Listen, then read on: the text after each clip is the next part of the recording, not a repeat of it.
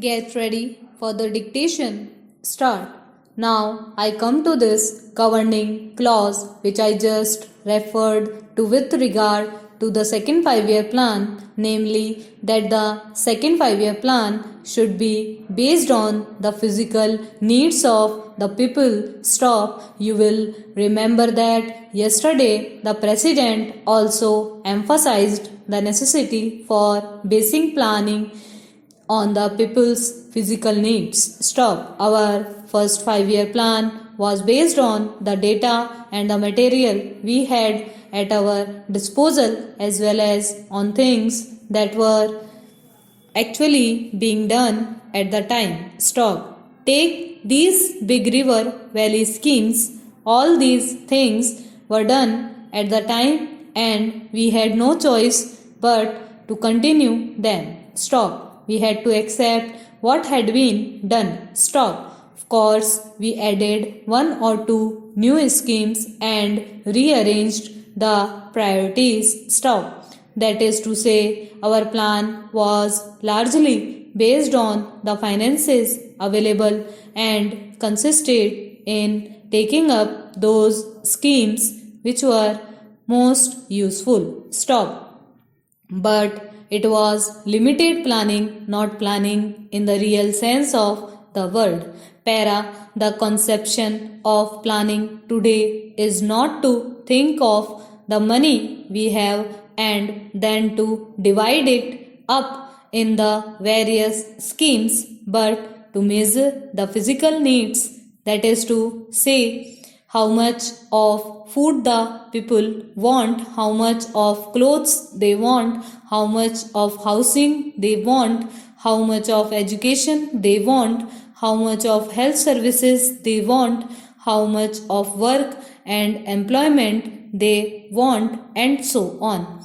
We calculate all these and then decide what everyone in India should have of these things. Once we do that, we can set about increasing production and fulfilling these needs. It is not a simple matter because in calculating the needs of the people, we have to calculate on the basis on not only of an increasing population but of increasing needs. Stop. I shall give you an instance. Stop. Let us take sugar. Our people now consume much more sugar than they used to, with the result that our calculations about sugar production went wrong. Stop. Now, why do they eat more sugar? Evidently, because they are better off. If a man getting 100 rupees finds his income increased to 150, he will eat more sugar but buy more cloth and so on. Therefore, in making calculations, we have to keep in mind that the extra money that goes increases consumption and thereby higher needs of goods. Stop. Then we decide how to produce those things in India. Stop. In order to meet a particular variety of needs, we have now to put up a factory which will produce the goods that we need 5 years hence. Stop. Thus, planning is much more complicated the process than merely drawing up some schemes and fixing a system of priorities. Stop. Behind all this is another factor, finance. Finance is important but not so important as people think. Stop. What is really important is drawing up the physical needs of the people and then working to produce things which will fulfill such needs. Stop. If you are producing wealth, it does not matter very much if you have some deficit financing because you are actually putting money back through goods and services. Stop. Therefore, it does not matter how you manipulate your currency so long as your production is also keeping pace. Avoid it. Stop. But there is no such fear at present in India. Stop.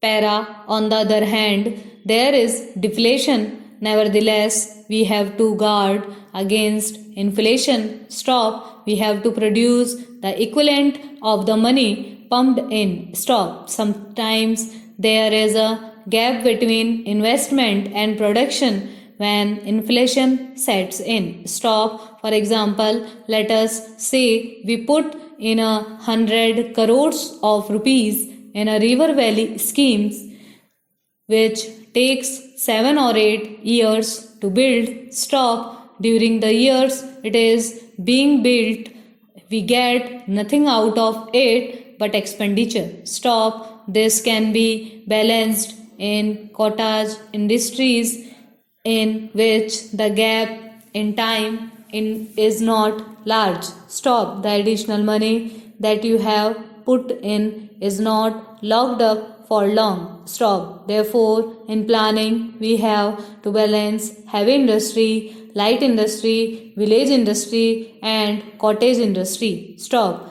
We want heavy industry because without it, we can never really be an independent country. Stop. Light industry too has become essential for us. Stop. So has cottage industry. Stop. I am putting forward this argument not from the Gandhian ideal but because it is essential in order to balance heavy industry and to prevent the big gap between the pumping in of money and production. Stop. But production is not all. Stop. A man works and produces something because he expects others to consume what he produces. Stop. If there is no consumption, he stops